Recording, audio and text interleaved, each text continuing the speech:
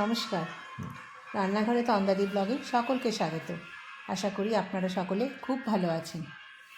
আজ উগাদি, কর্ণাটকের নতুন বছর। আমরা এখন ব্যাঙ্গালোরে আমাদের ছেলের কাছে আছি। আর এই বিশেষ দিনটির শুরুটা আমরা একটু অন্যভাবে করতে চাই, কারণ উগাদির দিনটি ছেলের অফিস ছুটি।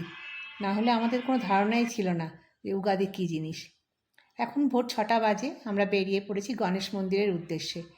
ভোরের এই স্নিগ্ধতা নতুন বছরে আনন্দ মিশে এক অন্যরকম অনুভূতি লাগছে। ব্যাঙ্গালোরের ভোরবেলাটা কিন্তু খুব সুন্দর। মন্দিরের কাছে আসতেই উৎসবের মেজাজ টের পাওয়া যাচ্ছে।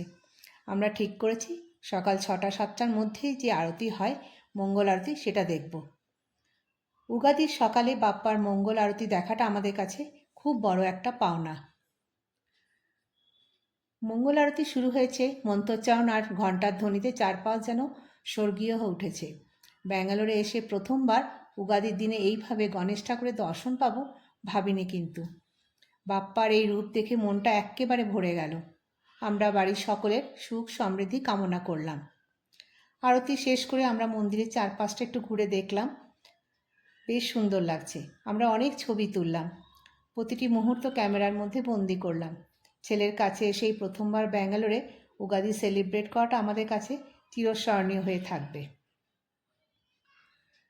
সকলের কাছে মঙ্গল আরতি দিয়ে আমাদের উগাদি উৎসব শুরু হলো। এত ভালো লাগলো, মানে সবটাই তো আমাদের কাছে নতুন। তা আপনাদের এই ছোট্ট ব্লগটি কেমন লাগলো অবশ্যই জানাবেন। লাইক করবেন, শেয়ার করবেন, যারা সাবস্ক্রাইব করেননি সাবস্ক্রাইব করবেন। ধন্যবাদ।